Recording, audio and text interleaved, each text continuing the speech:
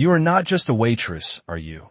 The woman said coldly, her voice slicing through the soft clinking of silverware.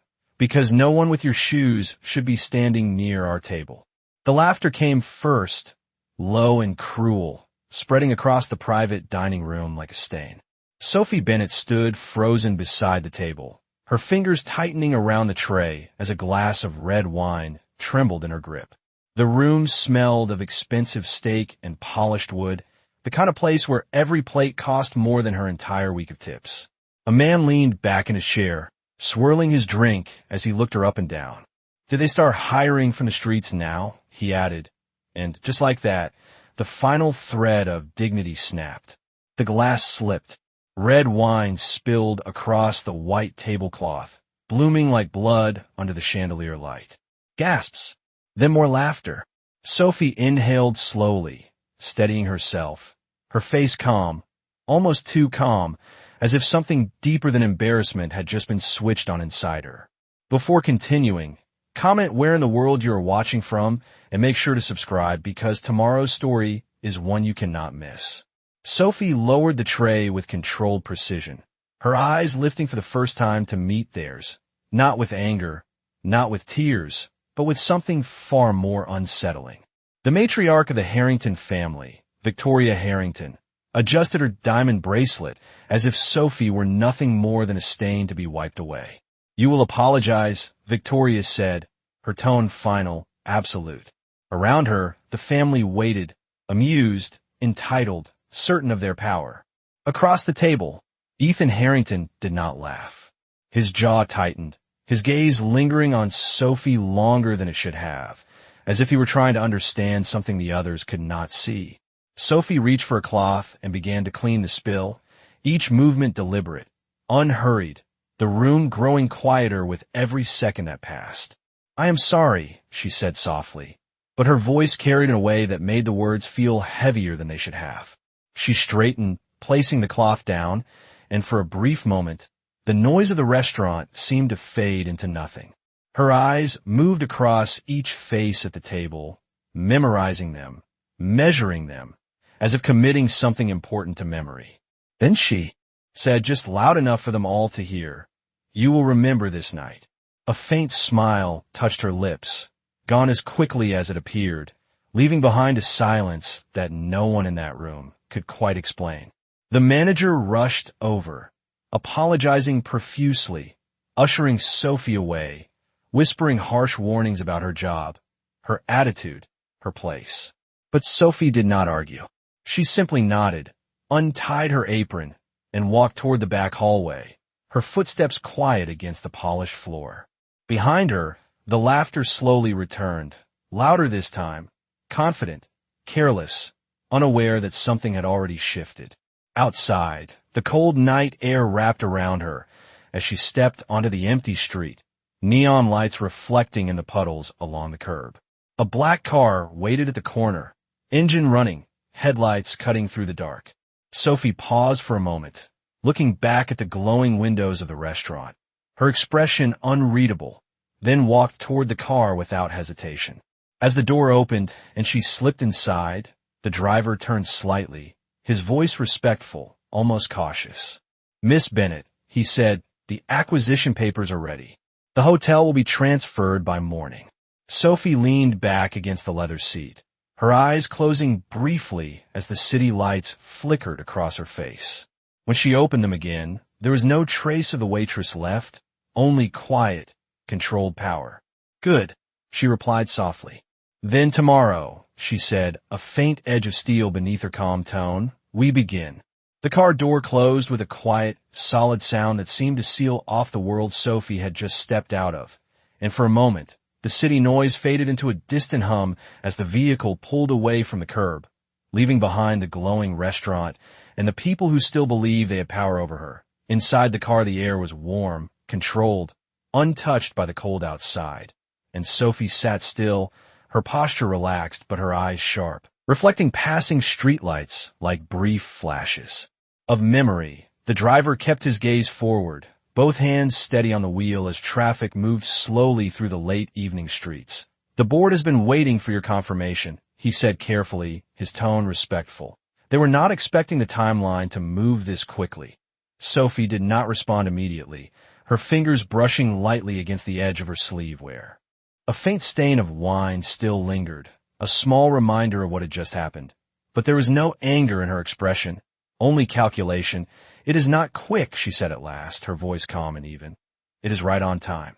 The car turned onto a wider avenue, the skyline opening up ahead, glass towers rising into the night, symbols of the kind of world she had never truly left. Even when she chose to walk among those who underestimated her, legal has finalized everything. The driver continued. "All that remains is your authorization in the morning meeting." Sophie nodded slightly, her gaze shifting out the window as they passed a large illuminated sign. The name of the Harrington Hotel glowing in polished gold letters against the dark. Her eyes lingered on it for a fraction of a second longer than necessary, then moved on.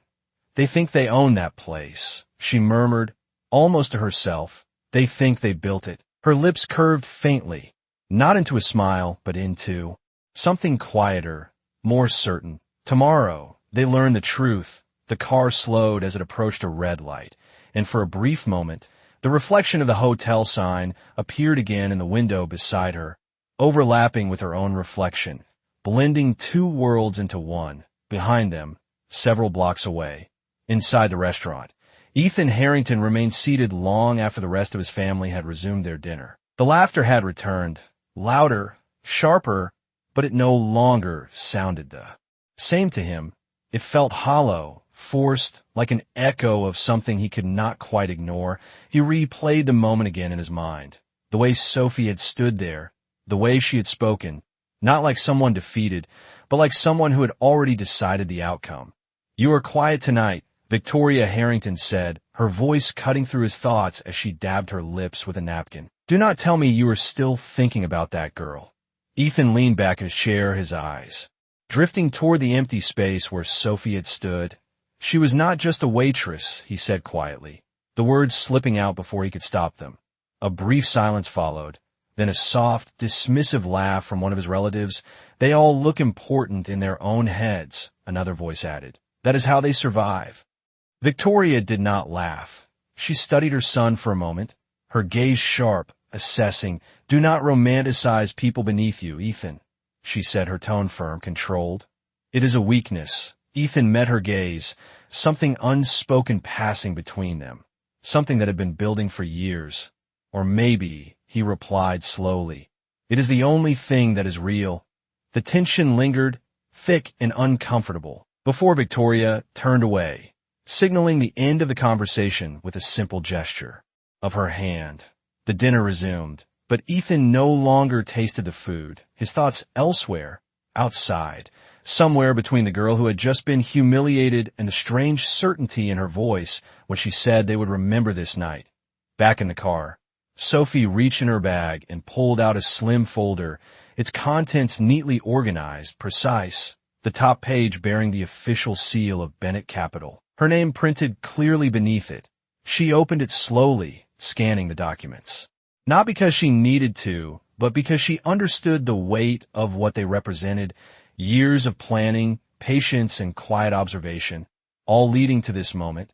Her phone buzzed softly beside her, the screen lighting up with a single message from her chief legal officer. "Board confirmed. Media prepared. Awaiting your signal." Sophie read it once, then set the phone down, her expression unchanged. The car continued forward, deeper into the city, toward a different part of town where glass and steel replaced noise and chaos, where decisions were made that shaped entire industries. As they approached a private building with a discreet entrance, the driver slowed again, pulling into a secure lane. "We have arrived," he said, stepping out to open her door. Sophie paused for just a second before exiting, her gaze lifting to the towering structure above her, lights glowing behind tinted windows. This was her world, the one no one at that table had even imagined.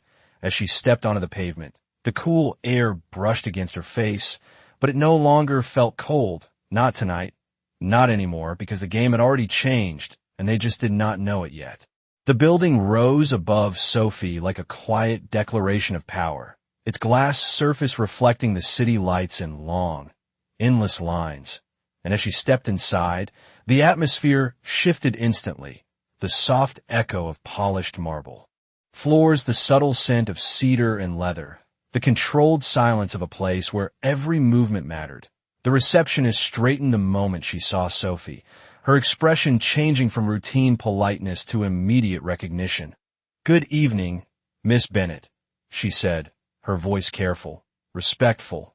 Sophie gave a small nod, not breaking her stride as she moved toward the private elevator, her heels clicking softly, measured, unhurried, as if she had walked this path 1,000 times before, because in truth she had.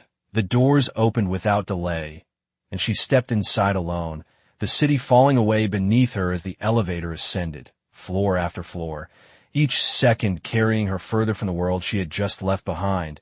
Her reflection stared back at her in the mirrored walls, the faint trace of wine still visible against the fabric of her sleeve. A reminder, not of humiliation, but of timing. Everything was always about timing. When the doors opened again, the atmosphere shifted once more, quieter, more focused. A long corridor leading to a set of double doors where two assistants stood waiting, both immediately stepping aside as she approached. "The board is ready," one of them said softly. Sophie paused for the briefest moment before entering, not out of hesitation, but out of precision.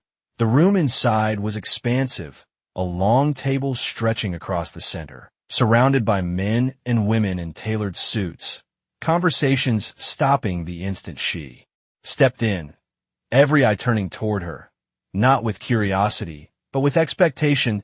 Sophie Bennet did not command attention. She simply existed in a way that made attention inevitable. She walked to the head of the table, placing her folder down with quiet certainty, and only then did she look up. "Let us begin," she said, her voice calm, steady, the room responding immediately as screens lit up, documents shifted. The controlled rhythm of high-level decisions unfolding without wasted movement. A man seated to her right adjusted his glasses. "The Harrington acquisition has reached final stage," he began. "All parties have signed preliminary agreements, pending your authorization for transfer and public announcement." Sophie listened without interruption, her fingers resting lightly against the edge of the table. "There has been resistance from their internal leadership," another voice added, "particularly from Victoria Harrington. She is not aware of your direct involvement." A faint pause settled over the room, subtle but present. Sophie's gaze lifted slightly, her expression unreadable. "She will be," she said simply, and something in her tone shifted the energy in the room. Not louder, not sharper, but undeniable. "Timeline," Sophie continued, her eyes moving to the screen where projections and legal confirmations were displayed in clean, precise order. "Public announcement scheduled for 10 in the morning, the legal officer replied. "Full control transfer by midday. Operational authority immediately after." Sophie nodded once, absorbing the information as if it were already decided, because in her mind, it was "proceed." She said, the word quiet, but final. Pens moved, confirmations were entered, and just like that, years of groundwork solidified into reality. But Sophie did not look at the documents. Her gaze had drifted slightly, not unfocused, but distant, as if she were seeing something beyond the room, something already set in motion. A brief image flashed through her mind, the white tablecloth. Stained red, the laughter, the dismissal. Not painful, not anymore, just a point on timeline. "Prepare the transition team," she added, her voice returning to the present. "I want a full review of internal management before the end of the day." "Yes, Miss Bennet," came the immediate response. The meeting continued, precise, efficient, but there was an undercurrent now, something unspoken, the knowledge that by this time tomorrow, an entire structure of power would shift, and most of the people inside that structure would not see it coming. Across the city, the Harrington Hotel stood illuminated against the morning sky as the first light began to creep over the horizon, its glass windows catching the pale glow, unaware that the name it carried was already slipping from the hands that claimed it. Inside, staff prepared for another day, routine, predictable, unchanged, or so it seemed back in the boardroom. Sophie closed the folder at last, the soft sound echoing lightly in the quiet room.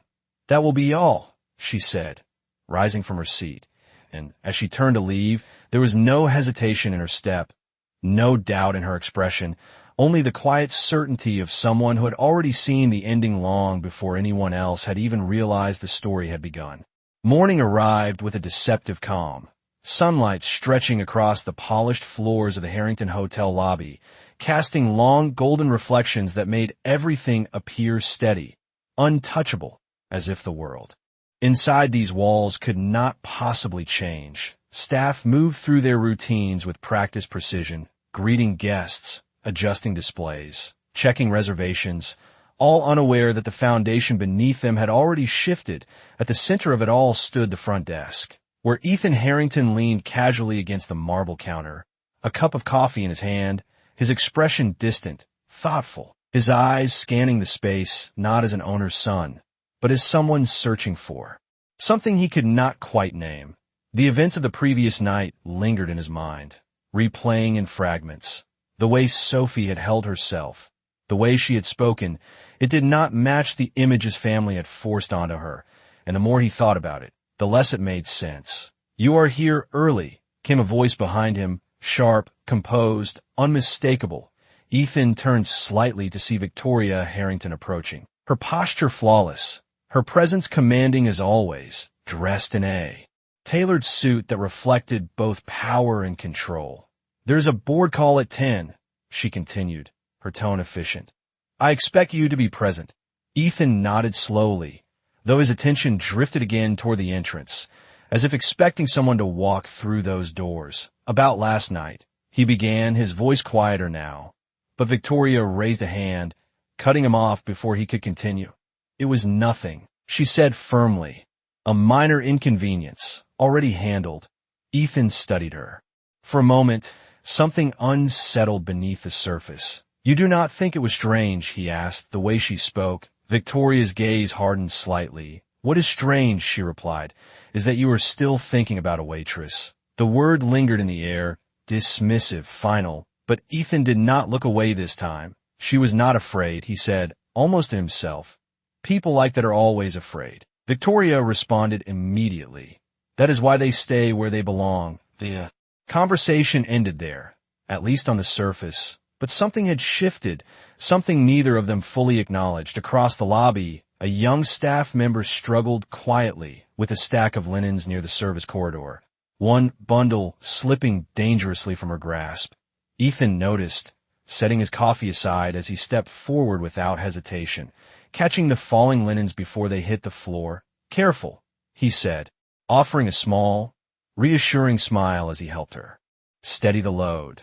The employee blinked in surprise, clearly not used to assistance from someone like him. "Thank you, sir," she said quickly, her voice nervous. Ethan nodded, handing the linens back.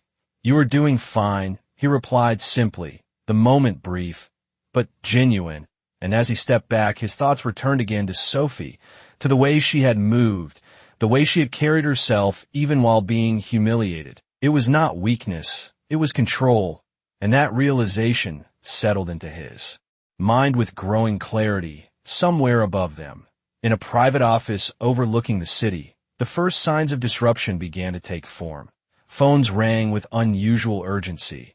Emails marked high priority appeared across executive screens. Legal notices delivered with formal language that left little room for interpretation.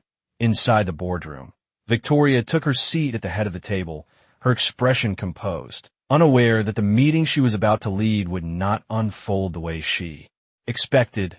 "Let us begin," she said, her voice steady, commanding attention as usual. But before the presentation could even start, the large screen at the front of the room flickered, the prepared agenda replaced by a different document, one bearing a seal none of them had anticipated. Murmurs spread across the table, confusion breaking the usual rhythm of control. "What is this?" one executive asked, his voice uncertain. Victoria's eyes narrowed slightly as she leaned forward, scanning the document. And for the first time, a crack appeared in her composure, small, almost invisible, but real. The words were clear, unmistakable, official confirmation of ownership transfer. effective immediately, and at the bottom of the page, a name that had not existed in their world until now. Sophie Bennett. The room fell into a stunned silence, the kind that does not come from confusion alone, but from the sudden realization that everything they believed was stable had already changed. And somewhere, not far away, the woman they had dismissed the night before was stepping into a role none of them were prepared to face. The silence inside the Harrington boardroom did not break all at once. It fractured slowly, like glass under pressure, one executive shifting in his seat, another clearing his throat, papers being shuffled without purpose, as if movement alone could restore control. But it could not, because the name on the screen did not change. Sophie Bennett remained there, steady, undeniable. This is not possible. One of the senior directors said, his voice tight, almost defensive, "We would have been notified." Another added quickly, but even as the words were spoken, the truth was already settling into the room. Heavy, irreversible, Victoria Harrington remained still at the head of the table, her posture rigid, her eyes locked on the document, as if willing it to reveal a flaw, a loophole, something she could challenge. But there was none. The legal language was precise, final, leaving no room for interpretation. "Get legal on the line," she said at last, her voice controlled but colder now, sharper, an edge cutting through the tension. An assistant moved immediately, dialing with shaking hands. But before the call could even connect, the door at the far end of the room opened. Not abruptly, not forcefully, but with a quiet confidence that drew every eye toward it. The room stilled again, but this time not from confusion, from recognition. Sophie Bennett stepped inside. No apron, no hesitation, dressed in a tailored suit that carried authority without effort, her presence filling the room in a way no title ever could. For a brief moment, no one spoke, not because they did not know what to say, but because they suddenly understood exactly what was happening, and it was far worse than anything they had imagined. Sophie walked forward at an even pace, her gaze moving across the table, not lingering, not judging, simply observing, until it reached Victoria, and there it paused, just long enough to acknowledge the shift in power that had already taken place. "Good morning," Sophie said, her voice calm, composed, the same voice that had spoken the night before, but now impossible to dismiss. "I believe this meeting is now under my authority." The words were not loud, but they carried absolute weight, a quiet certainty that left no space for argument. Victoria rose slowly from her chair, her expression controlled but no longer untouchable. "Who do you think you are?" she demanded, the question sharp, but beneath it, something unfamiliar had begun to surface. Doubt. Sophie met her gaze without flinching. "The new owner," she replied simply, and the room seemed to hold its breath. Ethan, who had entered moments earlier and now stood near the back of the room, felt something shift inside him as well. Not surprise, not exactly, but confirmation, the pieces finally aligning into something that made sense. Sophie turned slightly, addressing the rest of the room. "All existing leadership positions are under review," she continued, her tone professional, measured. "You will each receive formal notices regarding your status by the end of the day." A murmur spread, panic beginning to edge into the controlled environment. One executive leaned forward, his voice rising.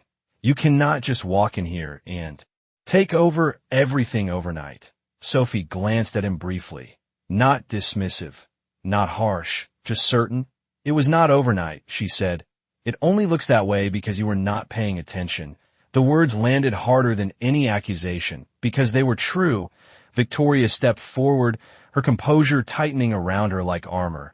"This company was built by my family," she said, each word deliberate. "You think you can replace that with paperwork?"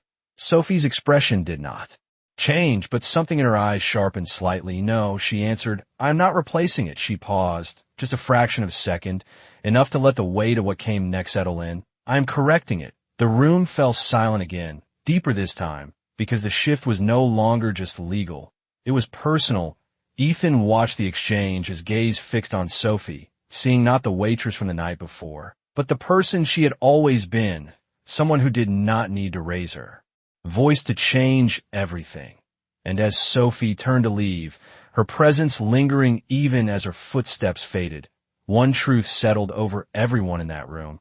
The balance of power had not just shifted, it had been completely rewritten, and none of them had seen it coming. The hallway outside the boardroom felt different now, quieter, heavier, as if the building itself had sensed the shift in power and was still adjusting to it. Sophie walked forward without slowing, her heels striking the polished floor in a steady rhythm. Each step deliberate, controlled. Behind her the doors closed softly, sealing off the chaos she had just left behind. But she did not look back. She never looked back. Because for Sophie Bennett, decisions were not moments, they were. Conclusions reached long before anyone else realized a choice had been made. As she approached the executive office prepared for her, assistants moved quickly to fall into step beside her, one handing her a tablet filled with updated reports, another speaking in a low, efficient tone. Press is beginning to pick up the announcement. Financial outlets are requesting statements. Internal communications are being distributed to all departments. Sophie took the tablet without breaking stride, her eyes scanning the screen with quiet focus. Limit statements for now, she said. I want actions before words. The assistant nodded immediately, adjusting the plan without hesitation. They reached the office, the doors opening to reveal a space that overlooked the entire city, floor to ceiling glass, sunlight flooding in, a view designed to remind whoever stood there of their place above everything else. Sophie stepped inside and paused, not in awe, but in assessment. The desk, the layout, the positioning of every object, all of it built for control, but not yet hers. She set the tablet down and walked to the window, her reflection faint against the skyline. The same city she had walked through unnoticed just hours before, now laid out beneath her like a map she already understood. Schedule meetings with department heads, she said without turning. I want to speak to the people who actually run this place, not just the ones who sit in boardrooms. Yes, Miss Bennett, came the immediate reply, as the assistants moved quickly to execute. Across the building, the impact of her arrival was spreading faster than anyone could contain. Employees whispered in corridors, checking messages, reading official notices that confirmed what many still struggled to believe. Ownership had changed. Leadership was under review. Everything was uncertain, and uncertainty was something the Harrington Hotel had not experienced in decades. In a smaller office on a lower floor, a group of staff gathered around a desk, their voices hushed but urgent. Did you see the memo? One asked. It is real. She owns everything now. Another replied, disbelief still clear in her voice. Who is she? Someone else added, the question hanging in the air with no clear answer, because no one had been paying attention to someone like Sophie Bennett. Not until now. Back upstairs, Ethan stood alone in the empty boardroom, the silence pressing in around him, the echo of Sophie's words still lingering in the space. He moved slowly toward the chair she had stood beside, his hand brushing lightly against the surface of the table, as if trying to ground himself in something familiar, but nothing felt the same. Not after what he had just witnessed. He let out a slow breath, running a hand through his hair as the realization settled deeper. She had not been lying. She had not been pretending. She had been standing in front of them all along, and none of them had seen her, not really, except maybe him, and even he had not fully understood. A soft knock broke the silence, and one of the staff members stepped in, hesitant. Mr. Harrington, there is a meeting scheduled with the new owner in 30 minutes. Ethan looked up, the words landing with a weight he could not ignore. I will be there, he said, his voice steady despite everything shifting beneath him.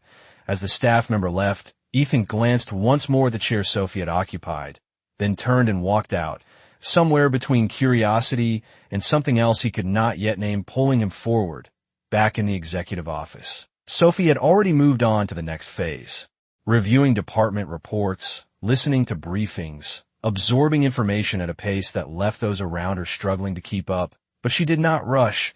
She did not need to, because every decision she made was precise, intentional, the product of years spent watching, learning, waiting, and now, finally, acting. As she closed another report, her gaze shifted briefly to the city beyond the glass, and for a moment, the faintest trace of something softer passed through her expression.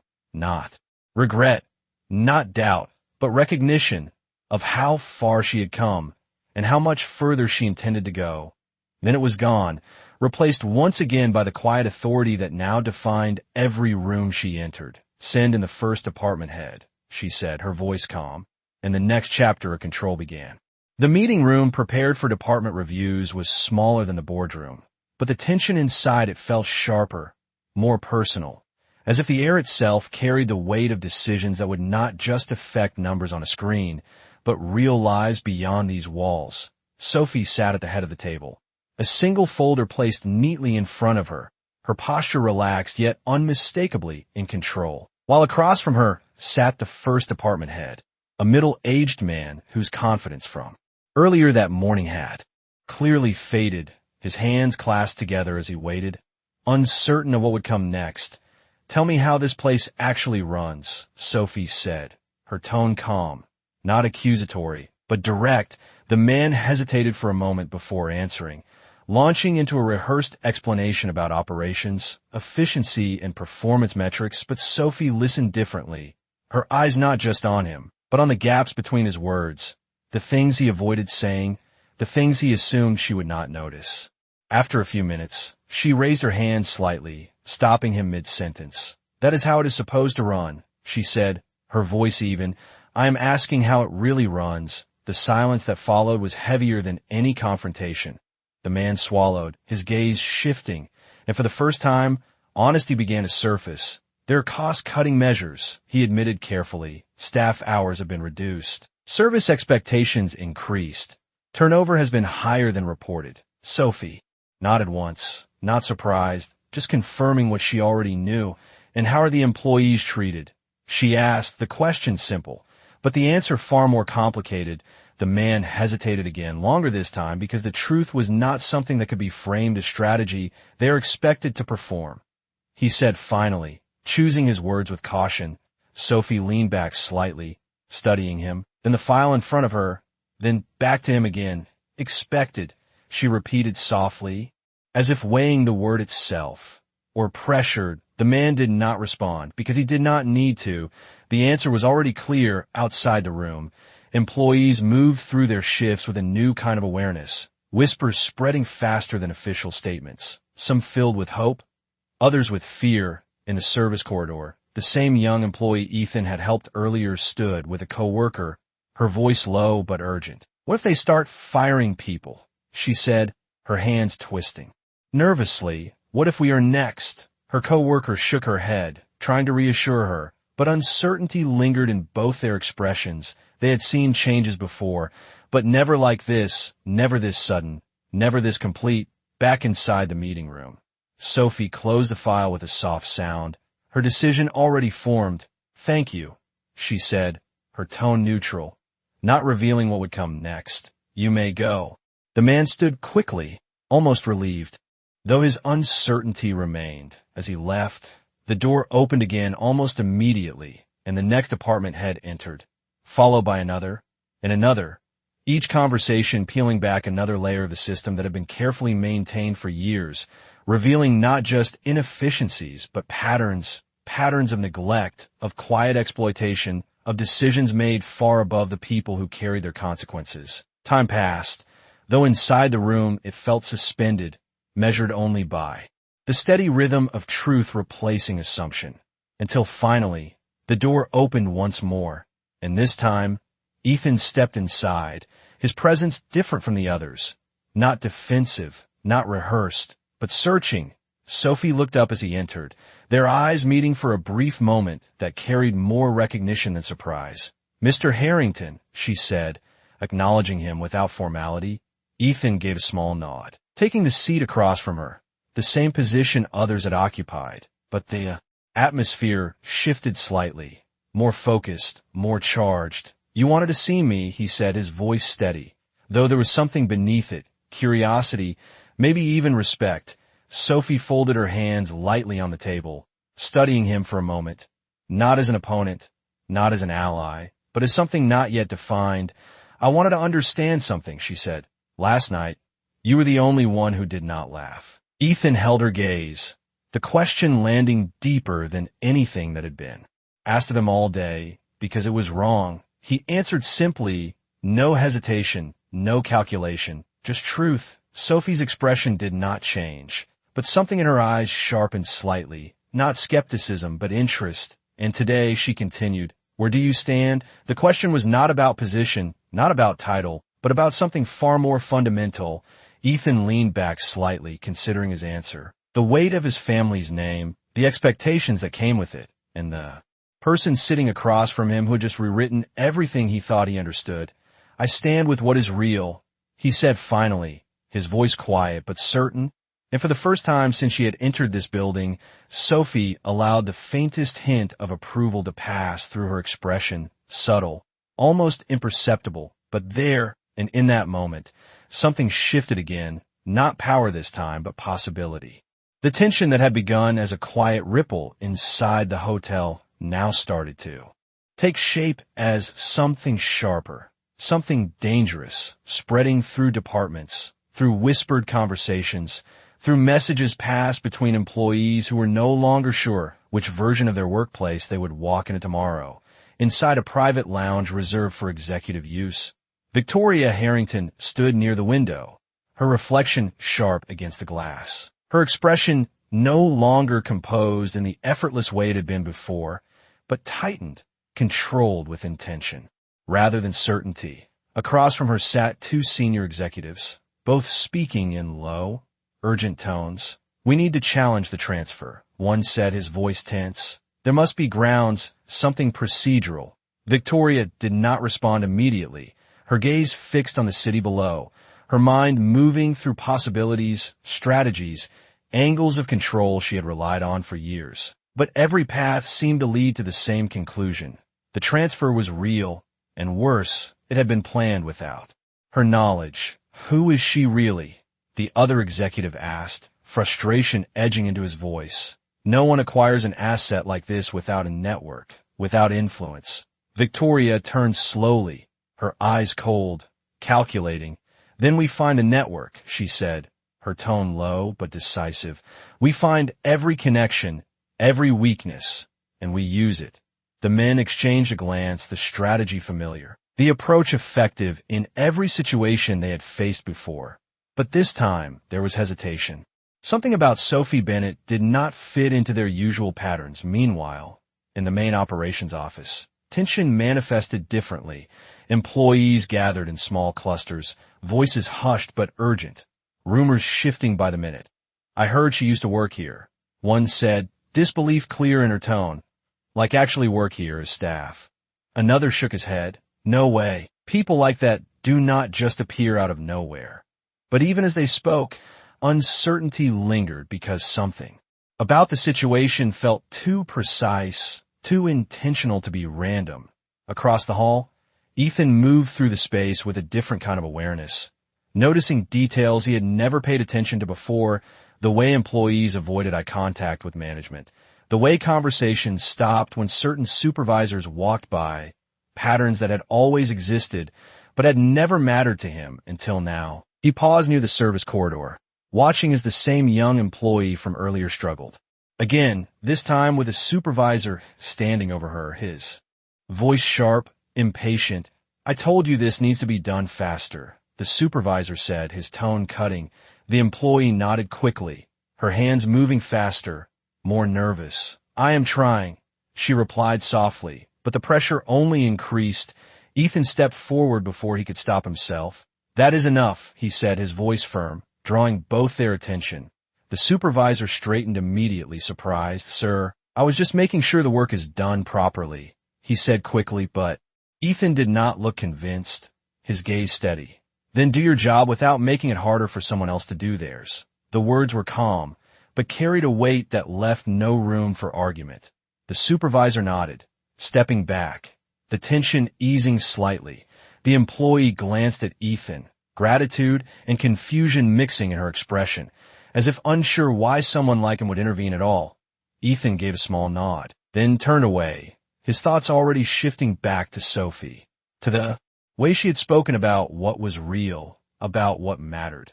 and for the first time, he began to see the hotel not as something his family owned, but as something built on people who had never been seen. Back in the executive office, Sophie stood by the window once more, the city stretching out before her, but this time her attention was not on the skyline, but on the tablet in her hand, reports continuing to update in real time, patterns confirming what she had already suspected. Inefficiencies, pressure points, and deeper than that, a culture that had been shaped by control rather than respect. An assistant approached quietly. There is increased resistance from the Harrington leadership, she said. They are beginning to look for ways to challenge your authority. Sophie did not look surprised.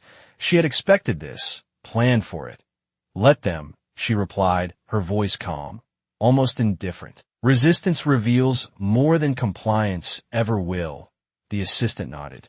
Though the implications of that statement were not fully clear, Sophie set the tablet down, her reflection catching briefly in the glass, no longer overlapping with uncertainty, but with certainty sharpened into action. Prepare a full internal audit, she continued. Not just financial, operational, cultural. The assistant hesitated for a fraction of a second, then asked, and the Harrington family.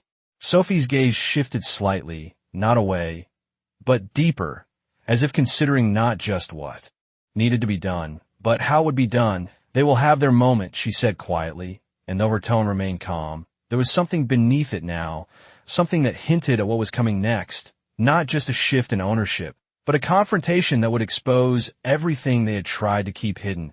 And somewhere in the building, Victoria Harrington felt it too, not as a clear thought, but as a growing sense that the game she had always controlled was no longer being played on her terms. And for the first time in years, that realization unsettled her. By the time afternoon settled over the Harrington Hotel, the tension had sharpened into something visible, something no longer hidden behind polite smiles or controlled voices. It moved through the building like a quiet storm, felt in every department, in every exchanged glance, in every conversation that stopped too quickly when someone unfamiliar walked by. Sophie stood in her office reviewing the latest internal audit updates when a message appeared on her screen, marked urgent. She opened it. Without hesitation, her eyes scanning the contents with focused precision, employee complaints, internal reports, records of overtime denied, benefits delayed, warnings issued without documentation, patterns that no longer formed isolated incidents, but a system built to maintain control at the cost of those who had no voice. Her expression did not change, but something within her settled, not surprise, but confirmation. She set the tablet down slowly, then pressed a single button on the desk intercom. Schedule a full staff assembly, she said, her voice calm, decisive. All departments within the hour. There was a brief pause on the other end, the scale of the request clear, then a quick response, yes, Miss Bennett. Across the building, the announcement spread rapidly, interrupting routines, redirecting staff, confusion rising as employees try to understand what was happening. In the executive lounge, Victoria received the same notification, her eyes narrowing slightly as she read it. What is she doing? One of the executives asked, unease creeping into his voice. Victoria did not answer immediately, but something in her expression hardened, sharper than before.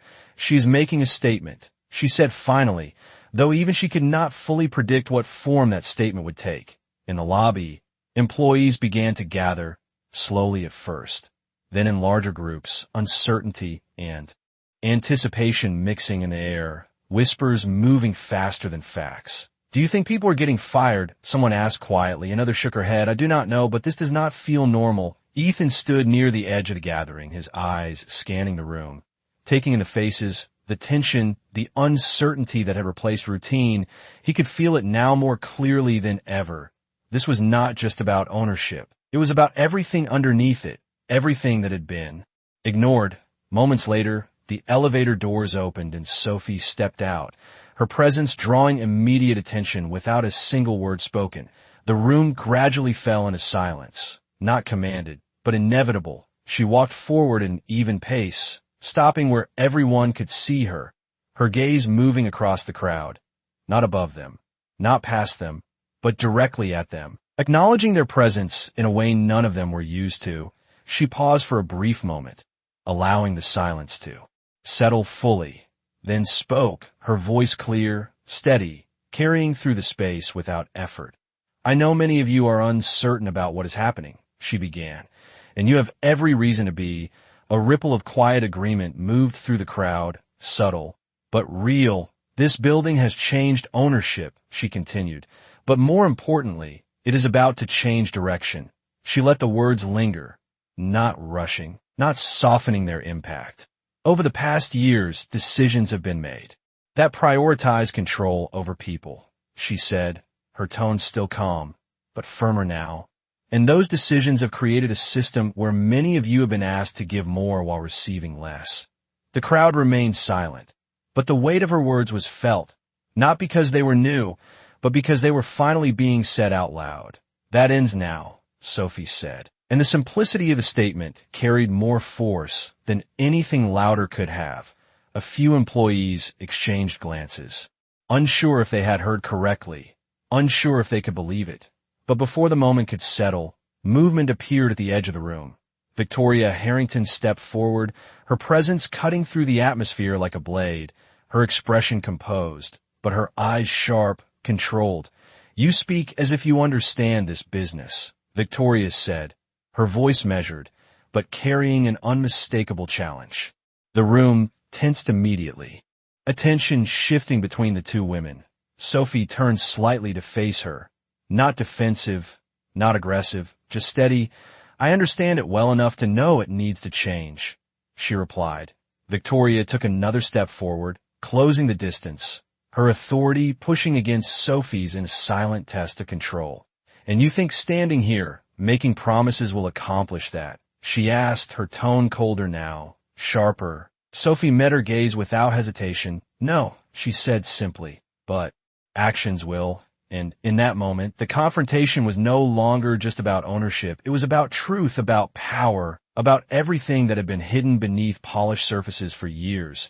And as the employees watched, something shifted again, not in silence this time, but in awareness, because for the first time, the people who had always been invisible were now standing at the center of the story. And what happened next would decide everything. The air in the lobby felt charged, as if every breath carried the weight of what was about to unfold. Employees stood still, watching, waiting, caught between fear and something new that felt dangerously close to hope. Sophie and Victoria faced each other at the center of it all, two forces built on completely different definitions of power. And for a moment, neither spoke, the silence stretching long enough to make every second feel deliberate. Then Sophie moved first, not stepping back, not raising her voice, but turning slightly toward the gathered employees again, reclaiming the space without confrontation. "You deserve more than words," she said, her voice steady, carrying across the room with quiet authority. "So I will show you." She lifted her hand slightly, and one of her assistants stepped forward, placing a tablet into her palm. Sophie tapped the screen once, and within seconds, the large display behind the front desk flickered to life, replacing promotional images with internal documents, real numbers, real records, visible to everyone in the room. A ripple of confusion spread. Then recognition. Employees began to see familiar details, schedules, pay adjustments, internal warnings, all displayed openly, no longer hidden behind private systems. "These are records from the past 3 years, Sophie said, her tone calm, but firm. "Unpaid overtime, denied benefits, disciplinary actions issued without review." The words landed heavier with each example that appeared on the screen, because they were not abstract, they were personal. The young employee, Ethan, had helped earlier, stared at the display, her eyes widening as she recognized her own name among the entries, her breath catching slightly as the reality of it settled in. Around her, others began to react the same way, quiet murmurs growing louder, no longer whispers, but voices finding their place. Victoria stepped forward sharply, her composure tightening as she looked at the screen. "This is confidential information," she said, her voice cutting through the rising noise. "You have no right to expose internal records like this." Sophie turned to face her again, her expression unchanged. "I have every right," she replied, Because it belongs to them. She gestured slightly toward the employees, and the shift in focus was immediate, no longer about executives, no longer about control, but about the people who had been overlooked for too long. Victoria's eyes narrowed, her authority pushing forward in one final attempt to regain ground. "You think this makes you a leader," she said, her tone sharper now, less controlled. "You think exposing problems is the same as fixing them." Sophie held her gaze, unshaken. "No," she said, her voice steady. "Fixing them starts now." She turned back to the screen, tapping it once more, and the display changed again, this time not showing past records, but new policies, clear, direct, written without ambiguity, effective immediately. Sophie continued. "All unpaid overtime will be compensated, all disciplinary actions will be reviewed, and all department heads currently under investigation will be suspended pending evaluation." The words fell into the room like a wave, undeniable, immediate, and this time, the reaction was not confusion, but shock, real, visible, spreading across every face present. The supervisor who had pressured the young employee earlier stepped back instinctively, his confidence gone, replaced by uncertainty. "You cannot just suspend management without due process," he said, his voice rising slightly, but Sophie did not look at him. She did not need to. "Due process begins today," she answered, "not when it is convenient." The clarity of her response left no space for argument, and slowly, something began to change in the room. Not all at once, but enough to be felt. Employees who had stood silently before now looked at each other differently, not with fear, but with recognition, with the realization that something real was happening. Ethan watched it all unfold, his expression thoughtful, the pieces aligning in a way that felt both unexpected and inevitable. He stepped forward slightly, his voice cutting through the remaining tension. Not loud, but clear. "She is right," he said, and the room shifted again, attention turning toward him. Victoria's gaze snapped to her son, sharp, questioning, but Ethan did not hesitate. "We ignored what was happening here," he continued, his voice steady, "and now it is being addressed." The admission landed harder than any accusation, because it came from within, because it could not be dismissed as opposition. Victoria's expression tightened, the control she had held for so long slipping further from her grasp. But Sophie did not press the moment. She did not need to. The truth was already doing the work for her. She lowered the tablet, her gaze moving once more across the room, not above the employees, but with them. "This is not about revenge," she said quietly. "It is about rebuilding something that should have never been broken." And for the first time since the morning began, the tension in the room shifted into something else, something fragile, but undeniable. Belief, not fully formed, not yet certain, but present. And as the silence settled once more, it was no longer empty. It was filled with possibility. And that was something no one in that building had felt in a very long time. The lobby slowly began to empty, but the energy that remained did not fade. It transformed, shifting from tension into something quieter, something steadier, like the first breath after a storm has passed. Employees returned to their stations, but their movements were different now, less mechanical, more aware. Conversations that once stayed hidden now surfaced in low but honest voices. And for the first time in years, people were not just working, they were watching, observing what would come.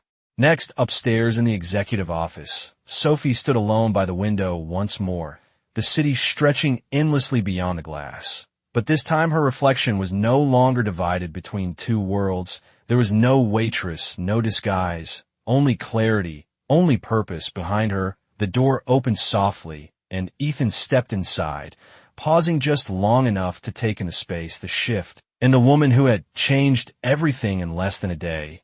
"You did not have to do it like that," he said, his voice calm, not critical but thoughtful. Sophie did not turn immediately, her gaze still fixed on the skyline. "Yes, I did," she replied, her tone even, because anything less would have been ignored. Ethan walked further into the room, stopping a few feet behind her. "You exposed everything at once," he said. "Most people would have taken it slower." Sophie turned then, finally facing him, her expression composed but not distant. "Most people are afraid of losing control," she said. "I am not interested in control." She paused just slightly. "I am interested in change." The words settled between them, not as a challenge, but as a truth that did not need to be defended. Ethan studied her for a moment, seeing not just the power she held now, but the intention behind it, something he had never fully understood in his own world. "You planned all of this," he said quietly. "Before last night." Sophie gave a faint nod. "Long before," she answered, and there was no pride in her voice, only honesty. "Then why stay?" Ethan asked, the question carrying more weight than it seemed. "Why work here? Why let them treat you like that?" Sophie held his gaze, and for the first time, something deeper surfaced, not vulnerability, but memory. "Because I needed to see it for myself," she said. "Not the reports, not the numbers, the reality." Her voice softened slightly, not weaker, but more grounded.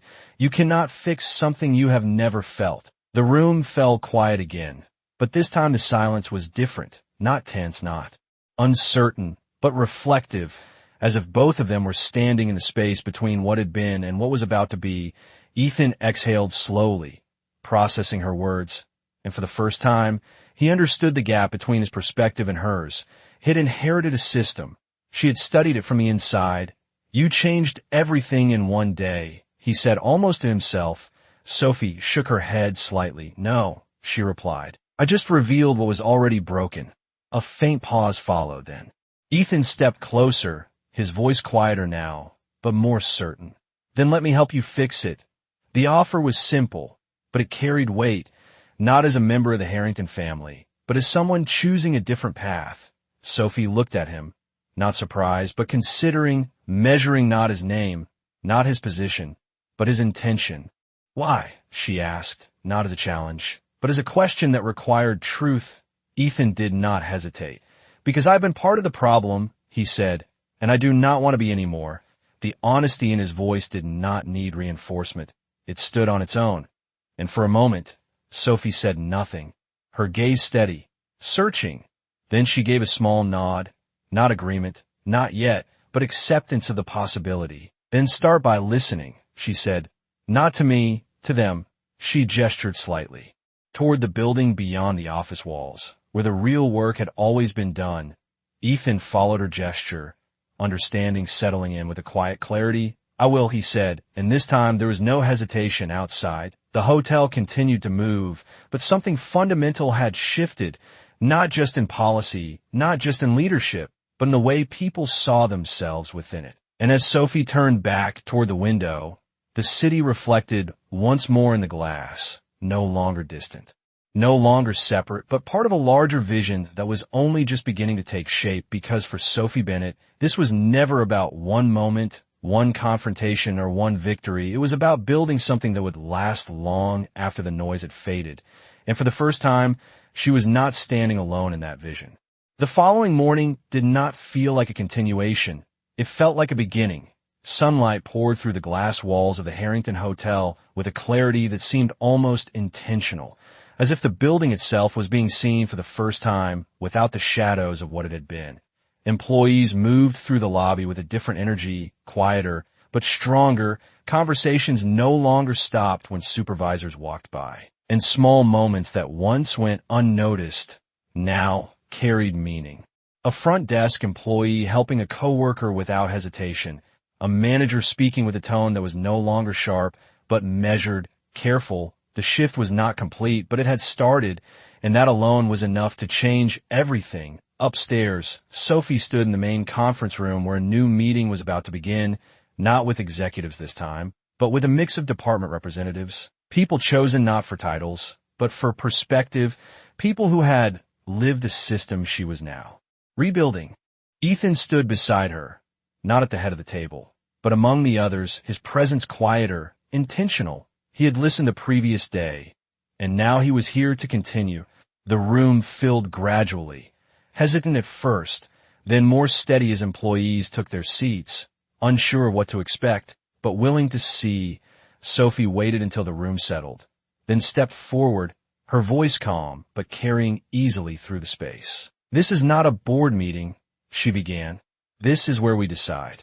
What this place becomes next, she paused, allowing the words to land. Not as a command, but as an invitation. You have all worked here long enough to know what does not work, she continued. Today, I want to hear what should. There was a moment of silence, not because there was nothing to say, but because speaking had never been part of their role before. Then slowly, one voice rose, hesitant, then another, and another. Concerns turned into ideas, frustrations into suggestions. The room began to shift, not chaotic, but alive, a conversation forming where there had once only been orders. Ethan listened carefully, his expression focused, occasionally asking questions, not to challenge, but to understand. And with each exchange, the distance between leadership and staff began to close, not completely, but enough to matter outside the room. The effects of the changes continued to spread. Notices posted, policies updated, supervisors replaced or reassigned.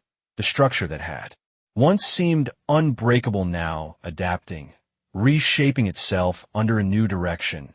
In a quieter corner of the building, the young employee from the previous day stood holding a printed notice, her hand still slightly unsteady, but her expression different now, reading words that confirmed compensation for hours she had never been paid for, recognition for work that had once been ignored. She looked up at her coworker, a small smile forming, uncertain, but real, back in the conference room. The discussion continued, hours passing without anyone noticing, until finally, Sophie raised her hand slightly, bringing the room back to focus. This is how change starts, she said, her voice steady. Not with one decision, but with many voices. She glanced briefly toward Ethan, then back to the group. And it does not stop here. As the meeting concluded, people stood slowly, not rushing to leave, but lingering, exchanging thoughts. Something new settling into the space, something that had not existed before. Ownership not just of a building, but of its future. As the room began to clear, Ethan remained, watching as Sophie gathered the notes, organizing them with the same precision she applied to everything else. You're building something different, he said, his voice quiet, but certain. Sophie looked up, meeting his gaze. Something better, she replied, and for a moment, neither spoke. The understanding between them no longer uncertain, but growing, grounded in action rather than assumption. Outside, the city moved as it always did, fast, relentless, but inside the Harrington Hotel, something had shifted that could not be undone, not because of power, but because of purpose. And as Sophie stepped toward the window once more, the reflection that met her was no longer divided between past and present. It was aligned with something ahead, something that would outlast any single moment, because this was never just about taking control. It was about creating something worthy of it. And now, finally, that process had begun. 6 months later, the Harrington Hotel no longer felt like the same place. The name still stood above the entrance, but everything beneath it had been transformed, not through spectacle, but through consistency, through decisions made day after day that slowly rebuilt what had once been broken. The lobby was brighter now, not because of new design, but because of the people within it. Employees moved with confidence, not fear. Conversations flowed openly, and the quiet tension that had once defined every shift had been replaced by something steadier, respect, real and earned. At the front desk, the same young employee who once struggled under pressure now stood assisting guests with calm assurance. Her posture no longer hesitant, her voice clear, and as she handed a key card to a guest, she caught a glimpse of Sophie walking through the entrance, not as a distant figure, but as someone familiar, someone who had changed her life in a way no policy alone ever could. Upstairs in the main conference room, a small gathering had just concluded. Not a crisis meeting, not a confrontation, but a routine check-in, department representatives sharing updates, ideas, progress. The system Sophie had started was no longer fragile. It was functioning, evolving, and as the room cleared, Sophie remained behind, organizing notes with the same quiet focus that had guided her. From the beginning, Ethan stepped in moments later, closing the door softly behind him. You were right, he said, his voice carrying a calm certainty that had not been there before. Sophie glanced up, a faint smile touching her expression. About what? She asked, though she already knew. Ethan walked closer, his gaze steady. About listening, he replied. It changed everything. Sophie nodded slightly, not as acknowledgement of praise, but as confirmation of a principle she had always believed in. People change systems, she said, not the other way around. A brief silence followed, comfortable now, no longer uncertain. Then Ethan exhaled slowly, his expression shifting, more personal, more honest. I spent years thinking I understood this place, he said, but I never saw it the way you did. Sophie met his gaze, her voice softer but still grounded. You see it now, she said, and that was enough, because it was not about where he had been, but where he had chosen to stand. Outside, near the entrance, a black car pulled up briefly, and from it stepped Victoria Harrington, her presence still composed, still controlled, but different, not diminished, but changed. She paused just inside the lobby, her eyes moving across the space, taking in the subtle shifts, the way employees no longer lowered their gaze, the way conversations did not stop at her presence. The world she had once commanded now operating without her. Not broken, not chaotic, but improved. She walked forward slowly, her steps measured, until she saw Sophie standing near the center of the lobby. Their eyes met once more, but this time, the tension that had defined their previous encounters was gone, replaced by something quieter, something closer to understanding. Victoria stopped a few feet away, her voice calm, no longer sharp. You have changed it, she said, not as a question, but as a statement. Sophie held her gaze, her posture steady. It needed to be changed, she replied. Victoria nodded once, a small movement, but one that carried weight. Perhaps it did, she said, and for a moment, there was no conflict, no need to prove anything further, just recognition of what had been done, and what had been learned. She turned then, leaving without another word, her presence fading into the city she had once ruled from above, but no longer controlled. Back inside, Sophie stood still for a moment. The past and present aligning in a way that felt complete, not perfect, but resolved. Ethan stepped beside her, his voice quiet, but certain. So what happens next? He asked. Sophie looked out across the lobby at the people, the movement, the life that now filled the space, and then back at him. We keep building, she said, a faint smile forming, not for victory, but from purpose. And as they stood there together, the story that had begun with humiliation ended not with revenge, but with transformation, not with power taken, but with power redefined, because in the end, it was never about who owned the hotel, it was about who deserved to shape what it became. And that answer finally was clear.